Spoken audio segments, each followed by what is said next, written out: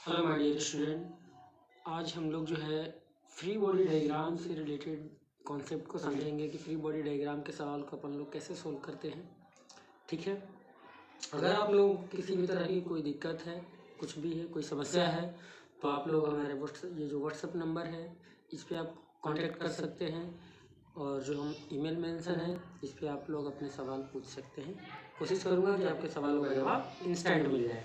ठीक है, तो चलो स्टार्ट करते हैं। अब हम लोग फ्री बॉडी डायग्राम से रिलेटेड टॉपिक। ठीक है, तो थोड़ा भाई आ जाओ हमारे कंप्यूटर साहब, देखते हैं इसमें क्या सीन है, क्या क्या चीज़ें हैं जो हमारे लिए काफ़ी इम्पोर्टेंट हैं। ठीक है, तो आ जाओ अपन लोग स्टार्ट करते हैं प्रॉपरली, अच्छे से कैसे क्या होना है। ठीक है बच्चों, तो चलो स्टार्ट तो कर ही लिया। अब देखो, फ्री बॉडी डायग्राम के लिए हमें किन किन बातों का बहुत ज़्यादा ध्यान रखना होता है। ठीक है, फ्री बॉडी डायग्राम के लिए हमको किन किन बातों का बहुत ज़्यादा ध्यान रखना होता है, ये चीज़ आप समझ लो, बहुत अच्छे से, बहुत काम आएगा। और चलो इसको सेलेक्ट कर लेते हैं। देखो, सबसे पहले हमारे पास होता है नॉर्मल रिएक्शन आर। ठीक है, जिसको हिंदी में इसको कहते हैं अभिलंब प्रतिक्रिया। क्या कहते हैं? अभिलंब प्रतिक्रिया। तो अभिलंब प्रतिक्रिया जो है, इसको हमें बहुत ज़्यादा ध्यान देना होता है, क्योंकि कैसे काम करता है ये भी आपको आगे पता चलेगा। कि अभिलंब प्रतिक्रिया ये जो है हमेशा जिस सरफेस पे ऑब्जेक्ट रखा हुआ है उस सरफेस के परपेंडिकुलर काम करता है। परपेंडिकुलर का मतलब लंबवत होता है। ठीक है, ये लंबवत काम करता है। तो एक ये बात हो गया जो कि आपको ध्यान देना है। दूसरा है W बराबर mg, यानी W जो है यहाँ पे ये वेट है। W हमारा क्या है बेटा? ये हमारा वेट है। वेट को भार कहते हैं। जो लोग हिंदी वाले हैं वो इस बात को समझें कि भार को बहुत ध्यान देना होता है, और ये हमेशा जो भी हमारा हॉरिजॉन्टल सतह होता है, सरफेस होता है, उसके परपेंडिकुलर काम करता है।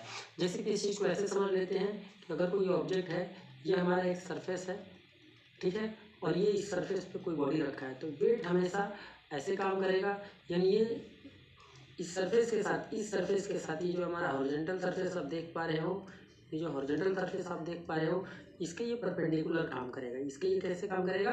परपेंडिकुलर काम करेगा, 90 डिग्री एंगल पे काम करेगा हमारा mg। ठीक है, ये दो बातें हो गई। तीसरी बात करते हैं फोर्स ऑफ फ्रिक्शन की। तो जो हमारा फोर्स ऑफ फ्रिक्शन होता है, ये फ्रिक्शन, इसको हमें ध्यान रखना होता है कि जिस डायरेक्शन में ऑब्जेक्ट का मोशन हो रहा हो, मूवमेंट हो रहा हो, उसके अपोजिट लगाते हैं, अपोजिट काम करता है ये। ठीक है, उसके बाद लगने वाले सभी फोर्सेस, जितने भी उस पर फोर्स लग रहे हो, उनके कंपोनेंट्स को ध्यान से देखते हुए इक्वेशंस लिखने होते हैं। उसके बाद अगर सरफेस हमारा स्मूथ है तो बेसिकली वहाँ पे फ्रिक्शन नहीं होता है, और अगर हमारा रफ सरफेस है, खुरदरा सरफेस है, तो वहाँ पर हमारा फ्रिक्शन होता है। तो अगर रफ सरफेस के लिए हम सवाल करेंगे तो उसमें हम फ्रिक्शन को मेंशन करेंगे, इस फ्रिक्शन को, और अगर स्मूथ सरफेस है तो फ्रिक्शन को मेंशन नहीं करेंगे। और अगर सवाल में दिया है कि नहीं आप फ्रिक्शन है, स्मूथ है, तो उस चीज़ को भी हमें ध्यान रखना होगा। ठीक है बच्चों, तो ये आप लोगों के लिए पहली बात जो कि ध्यान देना है।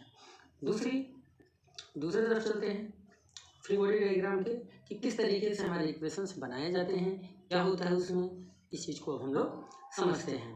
तो देखो, जैसा कि आप देख पा रहे हो यहाँ पे सिंपल सा है एकदम, मतलब बेसिक है, ये समझ लो, ये हमारा एबीडी का एकदम बेसिक है कि हमारे पास एक बॉडी है जिसका मास स्मॉल m दिया हुआ है, और ये एक रफ सरफेस है। ये कैसा सरफेस है? ये हमारा रफ सरफेस है, और इस रफ सरफेस पे रखा हुआ है। तो बॉडी का जो सेंटर ऑफ ग्रेविटी है, वहाँ से वेट आप देख पा रहे हो, वो वेट नीचे की तरफ काम कर रहा है, और ये इस सरफेस के साथ हमेशा 90 डिग्री पे होना चाहिए है।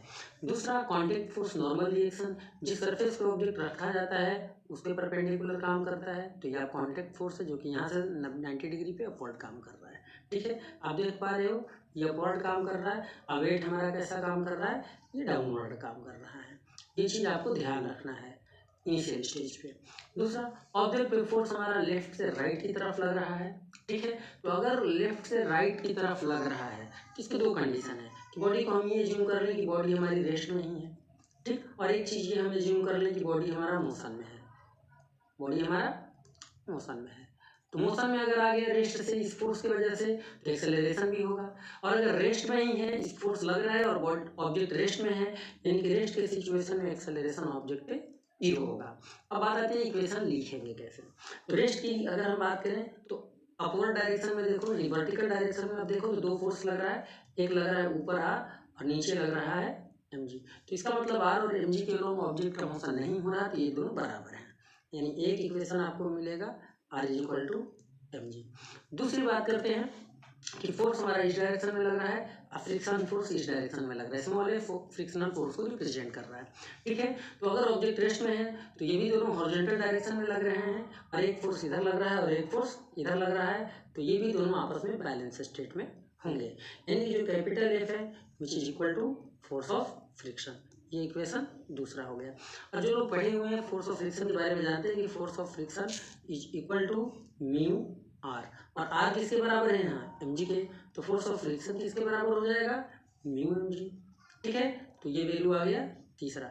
अब देखो फोर्स ऑफ फ्रिक्शन में मैंने क्या ले रखा है, अगर रेस्ट की बात करेंगे तो ये स्टैटिक होगा और मोशन की बात करेंगे तो काइनेटिक होगा। तो यहाँ एफ के बेस में एस लग जाएगा, म्यू के बेस में भी एस लग जाएगा स्टैटिक के केस में, ठीक है। तो ये हमारे रेस्ट की सिचुएशन में तीन इक्वेशन बन जाएंगे, रेस्ट के कंडीशन में ये तीन इक्वेशन बन जाएंगे और इन तीनों इक्वेशन को सोल्व करके हमसे जो भी चीज़ें पूछी जाएंगी उन चीज़ों को अपन लोग इक्वेट कर लेंगे। अब चलते हैं मोशन वाले कंडीशन में कि मोशन में हमारे साथ होगा तो क्या करेंगे, ठीक है। तो ध्यान से देखना बच्चों कि जब मोशन में बात करेंगे तो सेम थिंग ऐसे ही है जो ये हमने अभी आपको बता रखा है कि ऑब्जेक्ट का मोशन जो होगा वो हॉरिजॉन्टल डायरेक्शन में हो रहा है, वर्टिकल डायरेक्शन में नहीं हो रहा है। वर्टिकल डायरेक्शन के फोर्सेस हमारे बराबर होंगे, यानी आर जो है mg के ही बराबर होगा, पहला इक्वेशन। दूसरा, अब फोर्स देख रहे हो इस डायरेक्शन में लग रहा है और फ्रिक्शनल फोर्स अपोजिट है और ऑब्जेक्ट इस डायरेक्शन में मूव कर रहा है, यानी कि इस डायरेक्शन में हमको नेट फोर्स मिलेगा, इस डायरेक्शन में हमको क्या मिलेगा नेट फोर्स मिलेगा। अब इस नेट फोर्स के लिए हम क्या करते हैं कि इस अप्लाइड फोर्स में से फोर्स ऑफ फ्रिक्शन को सब्ट्रैक्ट कर देते हैं, यानी हमारे पास आएगा कितना कि applied force minus force of friction is equal to mass into acceleration of body, ये दूसरी इक्वेशन बन जाएगी।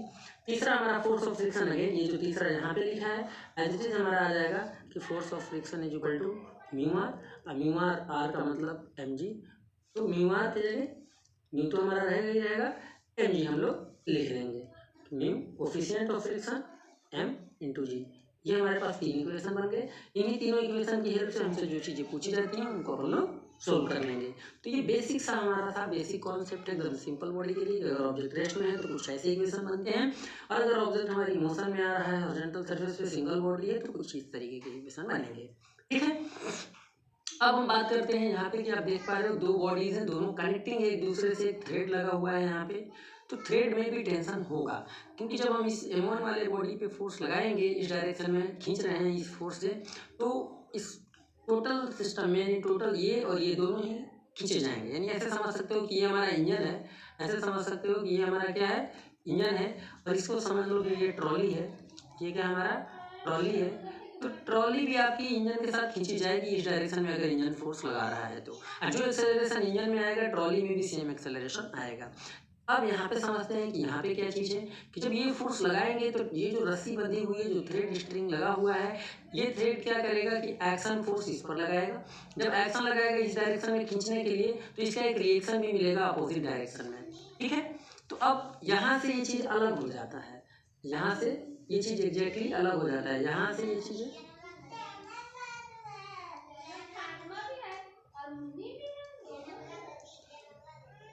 ये चल नहीं रहा, चलो कोई नहीं, हम डिफरेंट कलर यूज कर लेते हैं।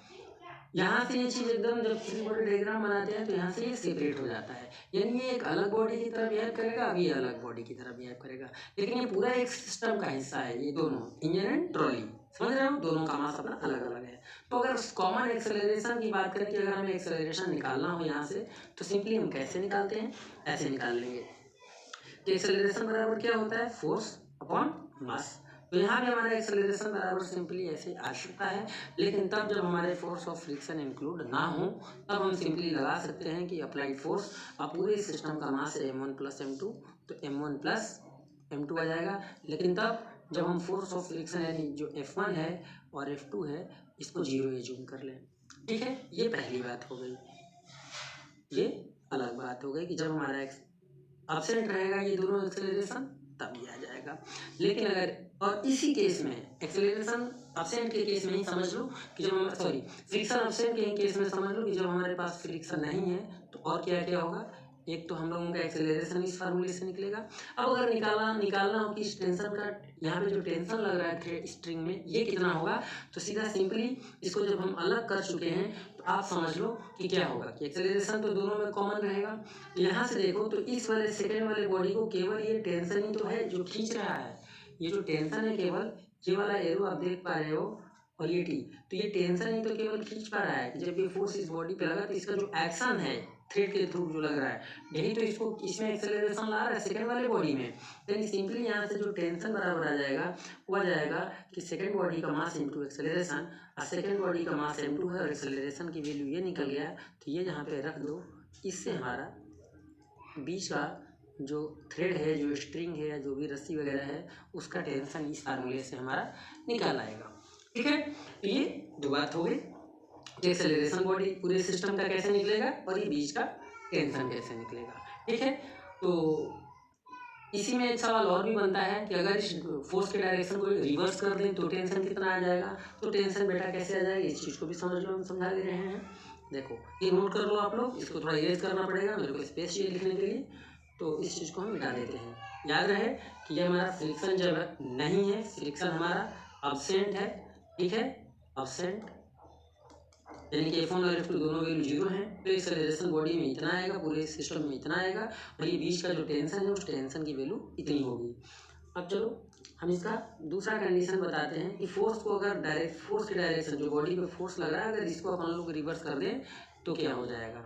ठीक है, तो चलो आगे चलते हैं। और फ्रिक्शन अब्सेंट है सेकेंड केस में भी, अभी जो हम आपको बता रहे हैं यहाँ पे, ये चीज़ ध्यान देना। ठीक है, ये चीज़ आपको ध्यान देना है। केस 2 अब हम बताने जा रहे हैं आपको कि अब ये जो फोर्स इधर लग रहा था, ये फोर्स इधर नहीं लग रहा है। अब ये फोर्स को अपन लोग रिवर्स कर देते हैं यहाँ से हटा के। अब ये फोर्स हमारा इस डायरेक्शन में लग रहा है, समझ लो। अब जब ये फोर्स इस डायरेक्शन में लगने लगा और ये अभी भी अब फ्रिक्शन नहीं लग रहा है, अभी भी समझ लो कि ये हमारा जो फ्रिक्शन है, ये हमारा फ्रिक्शन नहीं लग रहा है, ये फ्रिक्शन हमारा नहीं लग रहा है, ये आपको ध्यान देना है। ठीक है, केवल फोर्स लग रहा है। तो जो हमारा ये एक्सेलरेशन है, ये एक्सेलरेशन है, इस एक्सेलरेशन का डायरेक्शन भी यहाँ पे हमारा चेंज हो जाएगा। ठीक है बच्चों, ये जो हमारा एक्सेलरेशन है इसका डायरेक्शन भी चेंज हो जाएगा। कैसे, अब ये डायरेक्शन एक्सेलरेशन का इधर हो जाएगा। ठीक है, अब देखो तो नेट एक्सेलरेशन जब इस केस में हम लोग निकालेंगे तो वैसे ही आएगा कि नेट एक्सेलरेशन बराबर फोर्स अपॉन दोनों सिस्टम का मास, यानी दोनों बॉडी का मास। तो ये हमारा एक्सेलरेशन हो जाएगा। ठीक है, ये हमारा एक्सेलरेशन हो गया। अब बीच का टेंशन अगर निकालेंगे तो देखो अब फोर्स हमारा m2 पे अप्लाई हो रहा है। जब m2 पे अप्लाई हो रहा है तो ये m2 वाली बॉडी क्या करेगी, थ्रेड पे इस वाले बॉडी को खींचने के लिए एक्शन फोर्स ये लगाएगी। तो जब ये एक्शन है तो ये टेंशन हो गया ये, और इस टेंशन की वजह से इसमें एक्सेलरेशन ये आ रहा है। तो अब समझो कि ये टेंशन बराबर मास इंटू एक्सेलरेशन, यानी ये एक फोर्स है, एक्शन फोर्स है, तो फोर्स बराबर मास इंटू एक्सेलरेशन। तो इस केस में हमारा टेंशन बराबर आ जाएगा m1 इंटू ए। अब m1 की वैल्यू तो हमें पता है, m1 और a की वैल्यू यहाँ से लिख लेंगे कि F upon total mass, F upon total mass. तो ये हमारा हो गया टेंशन का फार्मूला। अब जब फोर्स के डायरेक्शन को अपन लोग रिवर्स कर देंगे और फ्रिक्शन हमारा अब्सेंट रहेगा, फ्रिक्शन हमारा अब्सेंट होगा। अब आगे बात करते हैं इसी में तीसरी कंडीशन को समझते हैं। इसी में अपन लोग तीसरी कंडीशन को समझते हैं, ध्यान देना। तीसरा कंडीशन, ठीक है बच्चों, ये तो बड़े आसान होते हैं, लेकिन बस वही है कि आप लोग ध्यान नहीं देते हो तो बाद में आप लोगों के लिए कठिन लगने लगता है। इसमें तीसरा कंडीशन ये है कि अब हम लोग जो फ्रिक्शन है इसको अब्सेंट नहीं करेंगे, अब हमें फ्रिक्शन को ले लेना है एज इट इज़। यानी कि केस जो तीसरा हम बताने जा रहे हैं इसमें हमारा जो फ्रिक्शन है वो प्रेजेंट है। फ्रिक्शन हमारा क्या है, प्रेजेंट है, ध्यान दें। ठीक है, तो जब हमारा फ्रिक्शन प्रेजेंट है तो फ्रिक्शन प्रेजेंट के केस में देखो ये बेटा आप लोग नोट कर लेना, इसको यहाँ से स्पेस हम कम कर रहे हैं ताकि हम चीज़ें ज़्यादा से ज़्यादा आपको ब्रीफ में समझा पाएँ। ठीक है, तो ब्रीफ में समझाने के लिए हमको थोड़ा सा स्पेस चाहिए होगा, और जब थोड़ा सा स्पेस चाहिए होगा तो जाहिर सी बात है कि मिटाना पड़ेगा ना जो लिखा है उसको। तो अब चलो भाई इतनी सारी चीज़ें हम आपको मिटा देते हैं, और मिटाने के बाद किस तीसरे पे चलते हैं जब हमारा फ्रिक्शन अब्सेंट है। जब हमारा फ्रिक्शन क्या है, एब्सेंट है, सॉरी प्रेजेंट है, ध्यान देना फ्रिक्शन हमारा प्रेजेंट है। अब यहाँ फ्रिक्शन को एब्सेंट नहीं करेंगे। और फोर्स हमारा जैसे लग रहा था उसको हम लोग वैसे ही लगा देते हैं। फोर्स हमारा जैसे लग रहा था एज इट इज हम फोर्स को लगा दे रहे हैं कि फोर्स हमारा मान लो इधर ही लग रहा है F, और ये हमारा फ्रिक्शन है पहले बॉडी का F1 और ये दूसरे बॉडी का F2। अब क्या होगा, तो सेपरेट इसको आपको जूम करना पड़ेगा, यानी दोनों बॉडी को अलग अलग बनाना पड़ेगा। आप ध्यान से देखोगे तो आपको रियलाइज होगा कि ये हमारी पहली बॉडी है, इस पर हमारा फोर्स लग रहा है F, और इसका जो फोर्स ऑफ फ्रिक्शन है वो इस डायरेक्शन में, अपोजिट डायरेक्शन में काम कर रहा है F1। बॉडी का जो वेट है M1G वो नीचे की तरफ काम कर रहा है, और इसका जो नॉर्मल रिएक्शन है वो R1 ऊपर की तरफ काम कर रहा है। ये यहाँ पे आप ध्यान दो। दूसरी बात अब ध्यान देना कि इनको जो कनेक्ट करने वाला यहाँ पे जो थ्रेड है इसका टेंशन हमारा ये इधर काम कर रहा है और ये इधर काम कर रहा है, तो टेंशन भी यहाँ पे हमको ध्यान देना है, क्योंकि ये जब इंजन पे जब फोर्स आप F लगता है तो ये ट्रॉली जो है उसको एक्शन की वजह से खींचता है इस डायरेक्शन में, तो इसका हमें रिएक्शन मिलता है अपोजिट डायरेक्शन में जो कि इस बॉडी पे मिलेगा। ठीक है, न्यूटन का तीसरे लॉ के अकॉर्डिंग। तो ये हमारा बीच का टेंशन है, तो ये हमारा पूरा फोर्स है। अब इसी को ध्यान देना है, और बॉडी में टोटल एक्सेलरेशन हमारा किस डायरेक्शन में है, वो एक्सेलरेशन इसी डायरेक्शन में है। तो इस चीज़ को ध्यान से में रखते हुए अब हम चलते हैं इक्वेशन की तरफ। तो ध्यान देना बच्चों, आप लोग आ जाओ इक्वेशन पे। तो देखो अब इस साइड में हमारे जितने फोर्स लग रहे हैं 2, और ये खींचने वाला कौन सा है, ये, तो ये अकेले इन दोनों फोर्सेज को खींच रहा है, जिससे इस बॉडी M1 में ये एक्सेलरेशन आ रहा है। तो क्या करेंगे, F minus this one both the forces is equal to mass into acceleration, यानी हमारे पास क्या आ जाएगा इक्वेशन कि F minus T minus frictional force is equal to mass of body into acceleration, पहला इक्वेशन। और R1 किसके बराबर है, mg के, तो R1 बराबर m1g। अब याद रखना कि फोर्स ऑफ फ्रिक्शन हमेशा किसके बराबर होता है, म्यू आर के। तो अगर फ्रिक्शन फोर्स अगर पहले बॉडी और सरफेस के बीच का कोफिशिएंट ऑफ फ्रिक्शन अगर म्यू1 ले लें तो F1 बराबर हो जाएगा म्यू1r, और r की वैल्यू कितनी है m1g, तो r m1g। तो एक इक्वेशन ये बना, एक इक्वेशन ये बना, और एक इक्वेशन ये बना पहले बॉडी के लिए। अब दूसरे बॉडी पे चलते हैं। अब आप दूसरे बॉडी को ध्यान से देखो, तो इस दूसरे बॉडी पे केवल क्या क्या है कि ये हमारा एक रफ सरफेस है, ये हमारा बॉडी है जिसका मास हमारा m2 है, और इस डायरेक्शन में इंजन का एक्शन फोर्स दिख रहा है जिसे हम T से मेंशन किए हुए हैं, और बॉडी इसी डायरेक्शन में एक्सेलरेशन से मूव करेगा, जाहिर सी बात है। तो इसका भी force of friction opposite direction में होगा, जिसको F2। इसका वजन किधर होगा, m2g नीचे की तरफ, नॉर्मल रिएक्शन फोर्स किधर मिलेगा, सरफेस का, वो मिलेगा ऊपर की तरफ R2। क्लियर है। अब यहाँ पे देखो बहुत आसान सवाल, केवल एक फोर्स यहाँ पे बचा है कि हमारे पास ये T खींच रहा है F2 को, जिसके वजह से इस M2 बॉडी में ये एक्सेलरेशन आ रहा है। तो T minus F2, in equation क्या बना कि T minus force of friction is equal to mass into acceleration. इसके लिए ये इक्वेशन बना, इसको आप 4 लिख सकते हो, और R2 बराबर m2g, क्योंकि वर्टिकल डायरेक्शन में कोई मोशन हो नहीं रहा है तो ये R2 m2g के बराबर हो जाएगा। और यहाँ भी फोर्स ऑफ फ्रिक्शन F2 की बात करें तो F2 बराबर क्या आ जाएगा, तो coefficient of friction into R, तो कोफिशिएंट ऑफ फ्रिक्शन और R की वैल्यू m2g। तो एक इक्वेशन ये बना और एक इक्वेशन ये बना। इन्हीं तीनों इक्वेशन को यहाँ से, 3 इक्वेशन यहाँ पे हैं, इन्हीं तीनों को सोल्व करके हमसे जो भी चीज़ें पूछी जाएंगी इससे रिलेटेड सवाल में उसे अपन लोग इक्वेट कर लेंगे। तो आज हम आप लोगों को केवल कॉन्सेप्ट बता रहे हैं, अगली क्लास जो होगी उसमें इसी से रिलेटेड सवाल भी करा के दिखाएंगे कि सवाल को सोल्व कैसे करते हैं। अब चलते हैं आगे, और ये सारी बातें जितनी हमने आपको बताई हैं इसे आपको ध्यान रखना है। अब चलते हैं आगे। चलो देखो बेटा, यहाँ पे अब ये इंक्लाइंड सरफेस है, सेम है, ये बॉडी रखा है और ये स्लाइड डाउन का केस है और ये मूव अप यानी कि स्लाइड अप के केस है। अब फ्रिक्शन हमारा इंक्लूड है दोनों में, अगर फ्रिक्शन नहीं होगा तो क्या होगा, फ्रिक्शन होगा तो क्या होगा, दोनों बातें हम आपको बताते हैं। पहले फ्रिक्शन है, यहाँ पे ये रफ सरफेस है हमारा, और एंगल ऑफ इंक्लिनेशन आप देख पा रहे हो, ये एक बॉडी है और इस बॉडी का मास m है, और ये इस थीटा इंक्लिनेशन के साथ रखा हुआ है सरफेस पे। हमने शुरुआत में ही स्लाइड में बता रखा है, आप ध्यान देंगे कि जो आर होता है नॉर्मल रिएक्शन फोर्स हमेशा सरफेस के परपेंडिकुलर काम करेगा, यानी कि नॉर्मल रिएक्शन उस सरफेस के परपेंडिकुलर काम करता है जिस सरफेस पे हमारी बॉडी रखी हुई हो। और जो वेट है mg हमेशा हॉरिजॉन्टल सरफेस के परपेंडिकुलर काम करेगा और वो भी किस डायरेक्शन में काम करता है, डाउनवर्ड काम करता है। और जो नॉर्मल रिएक्शन है जिसको कि अभिलंब प्रतिक्रिया हिंदी में बोलते हैं, ये उस सरफेस पे काम करता है जिसपे ऑब्जेक्ट रखा हो और उसके परपेंडिकुलर काम करता है, और ये किधर काम करता है, अपवर्ड डायरेक्शन में काम करता है।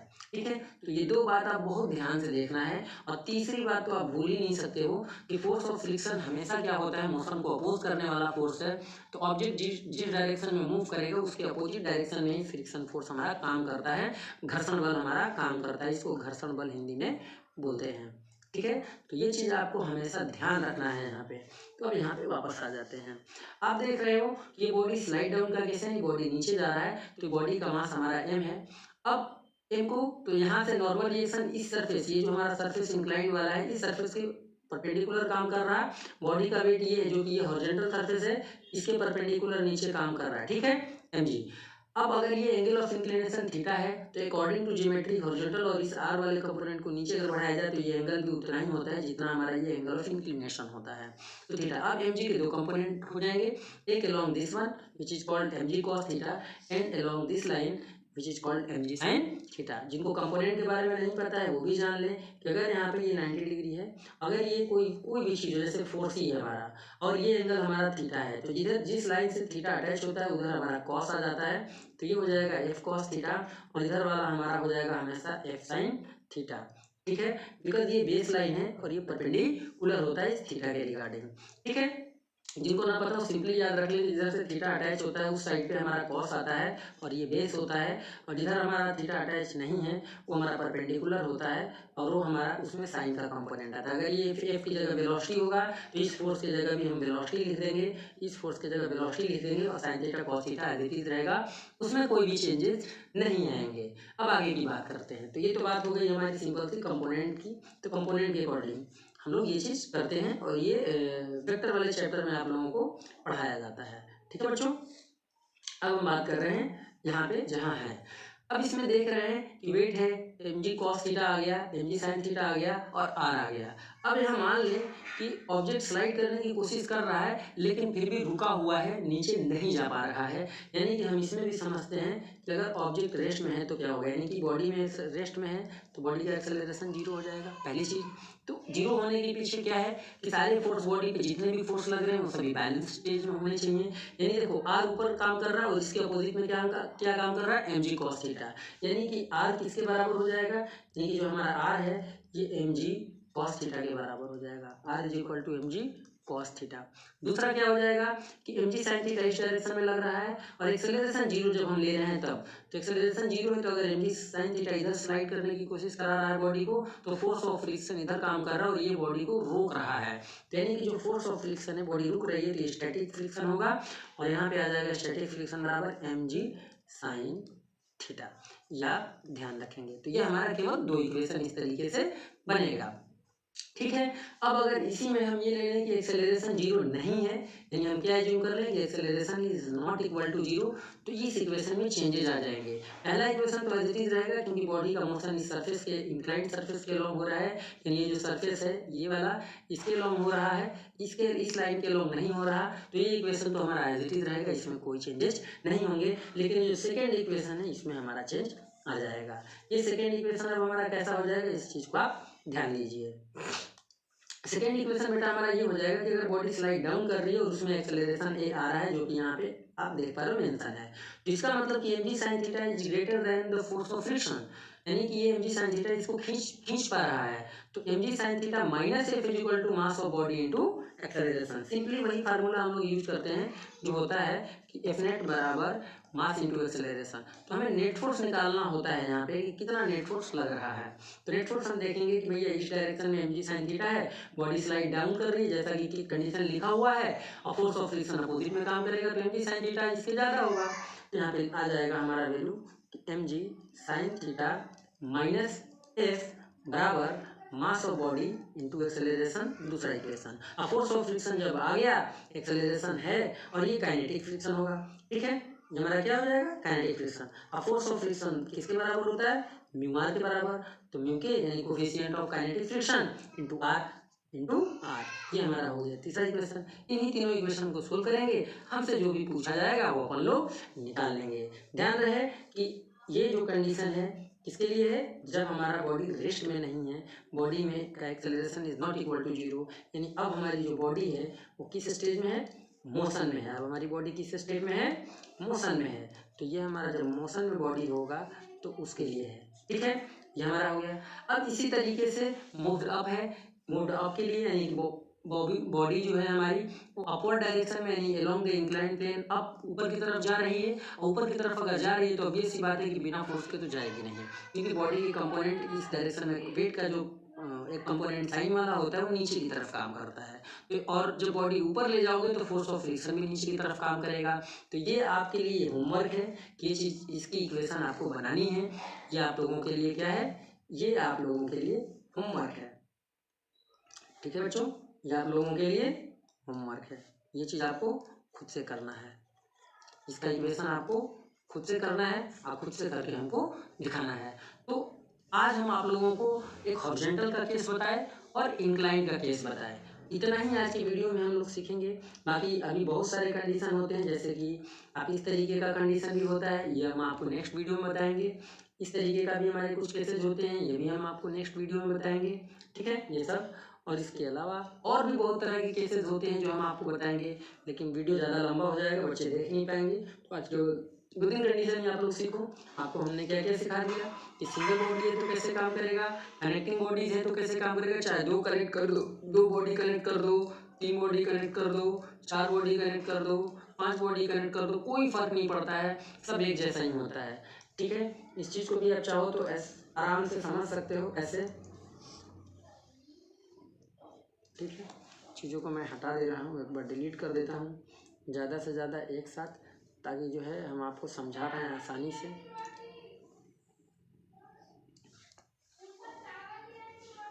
ठीक है, हमें थोड़ा सा हटाने में टाइम लग सकता है, इसके लिए आप बेफिक्र रहो, लेकिन हट जाएगा बहुत जल्दी, ठीक है।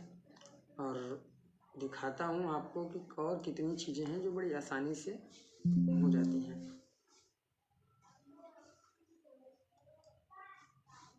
अरे भाई सिलेक्ट तो हो जा, नहीं हो रहा है, कोई बात नहीं हो रहा है तो इतना स्पेस हमारे लिए काफ़ी है। भैया प्रभु आप मिट जाइए, स्मॉल स्ट्रोक नहीं यार, मीडियम नहीं, कोई बात नहीं,